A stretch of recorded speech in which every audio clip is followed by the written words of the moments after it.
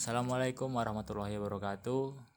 Perkenalkan, nama saya Rizky dari Fakultas Ekonomi dan Manajemen Bisnis Syariah, Program Studi Ekonomi Syariah semester 2 dengan NIM 256020600057. Pada kesempatan ini saya akan mempresentasikan tugas UAS mata kuliah Manajemen Bisnis yang diampu oleh Bapak Anugrah Mulyah Tabubolon MPD. Adapun materi yang akan saya sampaikan berjudul Manajemen Diri Kunci Mencapai Tujuan Sehari-hari. Sebelum membahas manajemen diri, kita perlu memahami bahwa tidak semua orang yang memiliki bakat dapat mencapai kesuksesan. Seringkali seseorang memiliki kemampuan yang baik tetapi kurang mampu mengatur dirinya sendiri.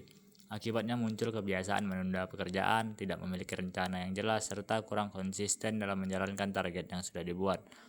Banyak orang juga bersemangat di awal, tetapi semangat tersebut cepat hilang sehingga tujuan yang ingin dicapai tidak pernah terwujud. Karena itu kemampuan saja tidak cukup, kita juga harus memiliki manajemen diri yang baik. Selanjutnya, apa itu manajemen diri?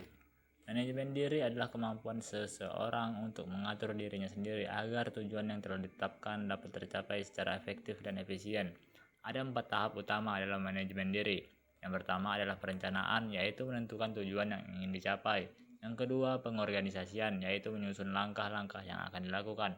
Yang ketiga, pelaksanaan, yaitu menjalankan rencana dengan penuh disiplin. Dan yang terakhir adalah evaluasi, yaitu menilai hasil yang sudah dicapai agar kedepannya bisa mencapai lebih baik.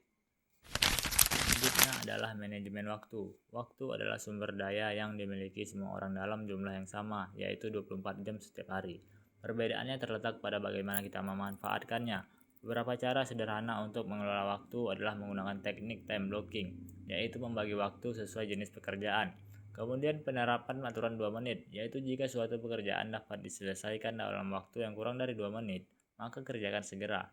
Selain itu, kita juga perlu mengurangi gangguan seperti notifikasi media sosial atau kebiasaan melakukan banyak pekerjaan sekaligus.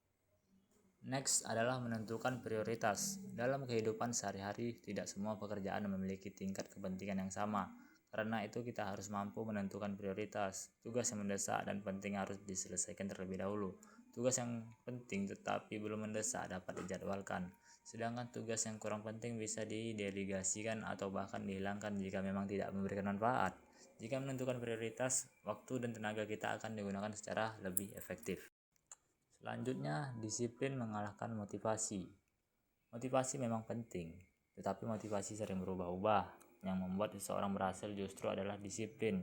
Disiplin dapat dibangun dengan membuat jadwal harian, membiasakan rutinitas yang positif, dan memberikan penghargaan kepada diri sendiri setelah berhasil mencapai target. Jika dilakukan secara konsisten, kebiasaan baik akan terbentuk dan tujuan akan lebih mudah dicapai. Pada slide ini terdapat siklus manajemen diri yang terdiri dari 4 tahap, yaitu plan, act, review, dan adjust. Pertama, kita membuat rencana, kemudian melaksanakan rencana tersebut. Setelah itu, mengevaluasi hasil yang telah dicapai, lalu melakukan penyesuaian apabila masih terdapat kekurangan. Siklus ini dilakukan secara terus-menerus agar kita selalu berkembang menjadi lebih baik. Di slide ini ada contoh penerapan untuk mahasiswa. Sebagai mahasiswa, manajemen diri dapat diterapkan dalam kehidupan sehari-hari. Misalnya dengan membuat jadwal belajar yang teratur menggunakan time blocking. Saat mengerjakan tugas kelompok, setiap anggota memiliki tanggung jawab masing-masing sehingga pekerjaan menjadi lebih efektif. Selain itu, kita juga harus menjaga keseimbangan antara belajar, beristirahat, dan berolahraga agar kondisi fisik maupun mental tetap sehat. Sebagai penutup, dapat disimpulkan bahwa keberhasilan bukan hanya ditentukan oleh bakat atau kecerdasan, tetapi juga oleh kemampuan seseorang dalam mengelola dirinya sendiri. Dengan demikian, tujuan yang jelas mampu mengatur waktu, menentukan prioritas, disiplin, dan melakukan evaluasi secara rutin. Maka peluang akan mencapai tujuan yang akan semakin besar. Demikianlah akhir dari video ini. Apabila terdapat kekurangan, saya mohon maaf. Wassalamualaikum warahmatullahi wabarakatuh.